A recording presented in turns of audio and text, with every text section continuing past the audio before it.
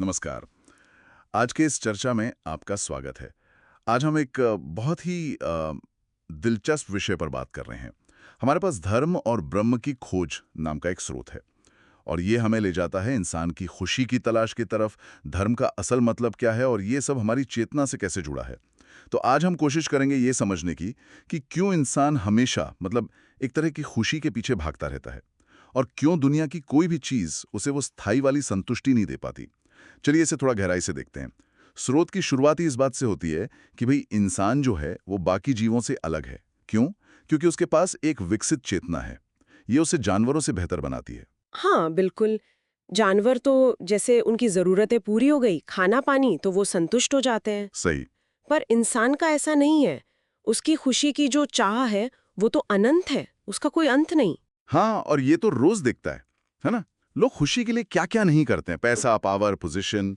स्रोत में एक अच्छा उदाहरण भी दिया है कि जिसके पास 100 रुपए हैं उसे 1000 चाहिए। उहुँ, 1000 वाला फिर लाख के सपने देखता है। ये सिलसिला बस चलता ही रहता है, रुकता ही नहीं। बिल्कुल सही कहा। और स्रोत इसी पहेली को सुलझाने की कोशिश करता है। देखिए, मसला ये है कि ये सारी संसारिक चीज़ें, पैसा हो, पद हो, कुछ भी, वो अपनी प्रकृति में सीमित हैं, लिमिटेड हैं।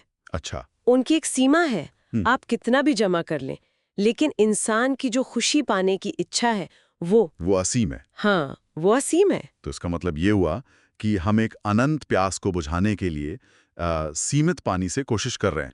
क्या बात है! बिल्कुल यही। स्रोत का निचोड़ यही है कि कोई भी सीमित चीज़, चाहे वो कितनी भी बड़ी क्यों ना लगे, वो उस असीम इच्छा को कभी भी पूरी तरह शांत नहीं कर सकती। हम्म। असल में होता क्या है कि कुछ पाने से संतुष्टि तो मिलती नहीं, बल्कि और ज्यादा पाने की इच्छा जाग जाती है। हाँ, ये तो अनुभव की बात है।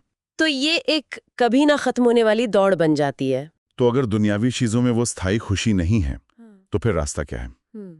यहीं पर मुझे लगता है स्रोत धर्म की बात करता है।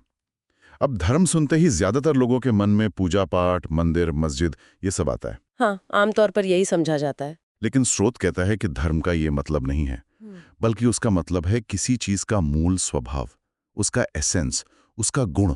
जी, जैसे स्रोत में उदाहरण है, आग का धर्म है जलाना। बिल्कुल। तो फिर मनुष्य का धर्म क्या हुआ? ये बड़ा सवाल है। हाँ, और ये स्रोत का एक बहुत ही केंद्रीय विचार है।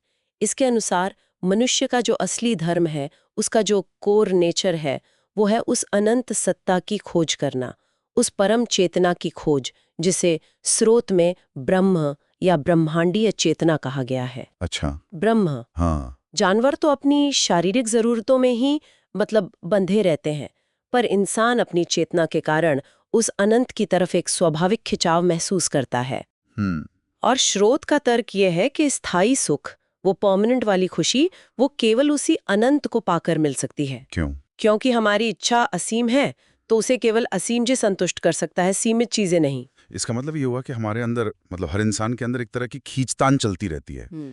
एक तरफ तो हमारी वो पशु वाली प्रवृत्ति है, खाना, पीना, सोना, आराम, शारीरिक जरूरतें। हाँ, बिल्कुल। और दूसरी तरफ हमारी चेतना है, हम्म। जो सोचती है, सवाल करती है और कुछ बड़ा, कुछ अनंत खोजना चाहती है। हम्म। ये संघर्ष है क्या?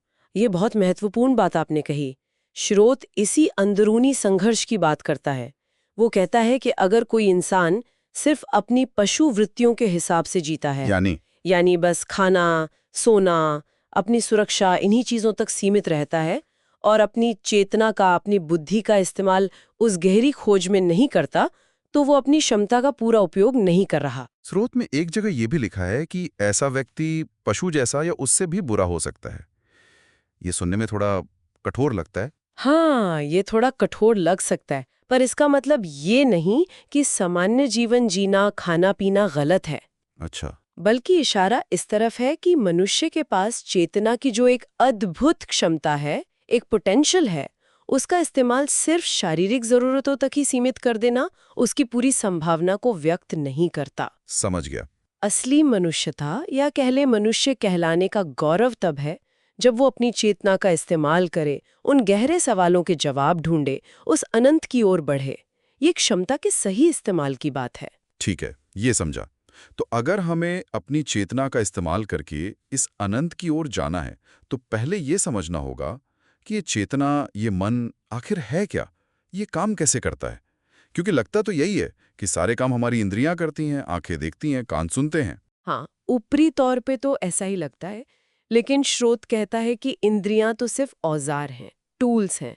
असली कंट्रोलर, असली चलाने वाला तो मन है। मन? हाँ, अगर मन का निर्देश ना हो तो इंद्रियां कुछ नहीं कर सकती, निष्क्रिय है। जैसे? जैसे मान लीजिए आप कुछ गहरा सोच रहे हैं, आपका मन कहीं और है, तो सामने रखी चीज भी आपको कई बार दिखाई नहीं देती या कोई आवाज सुनाई नहीं देती। हाँ हाँ, होता है ऐसा। तो इंद्रियां बिना मन के काम नहीं करती। अच्छा, और क्या ये मन बस एक चीज है या इसके भी कुछ हिस्से या परतें हैं? स्रोत में कुछ शब्द आते हैं, चित्त, अहं तत्व, महतत्व। ये थोड़ा मुश्किल लगते हैं। हाँ, ये शब्द थोड़े पारिभाषिक हैं, पर इनका मतलब सरल है। स्रोत मन की फंक्शनिंग को लेयर्स में समझाता है।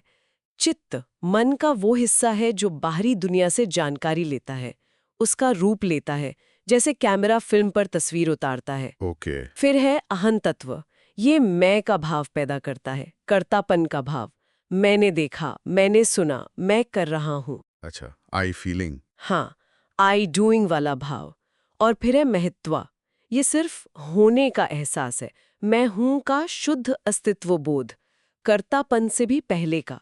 वाह, ये तो काफी सूक्ष्म विश्लेषण है मन का। हाँ, तो क्या इन सब के पीछे भी कुछ है जो इन सबको भी देख रहा है? हाँ, बिल्कुल। स्रोत कहता है कि इन सब मानसिक क्रियाओं के पीछे एक साक्षी है, एक देखने वाला, जिसे आत्मा या इकाई चेतना, यूनिट कॉन्शियसनेस कहा गया है।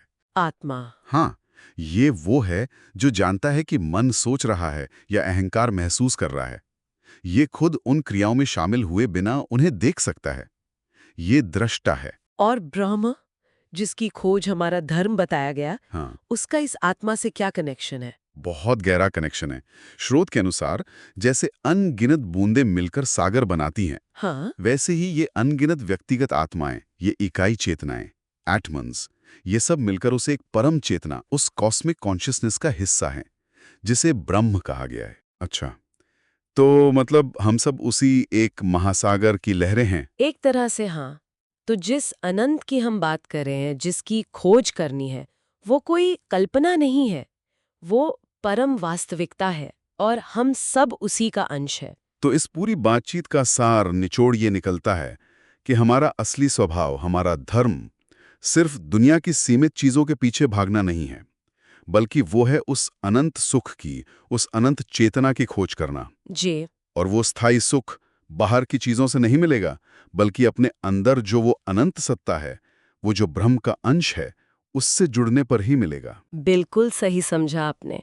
और इसी नोट पर मैं एक सवाल छोड़कर जाना चाहूंगी श्रोताओं के लिए सोचने को, कि अगर हमारा मूल स्वभाव वाकई उस अनंत की खोज है, तो हम अपनी रोजमर्रा की जिंदगी में, जहां इतनी भाग-दौड़ है, इतनी छोटी-बड़ी इच्छाएं हैं, जरूरतें हैं, उनके बीच रहते हुए इस गहरी आंतरिक खोज को कैसे जिंदा रख सकते हैं, इसे कैसे रोजमर्रा का हिस्सा बना सकते हैं, इस पर जरूर सोचिएगा।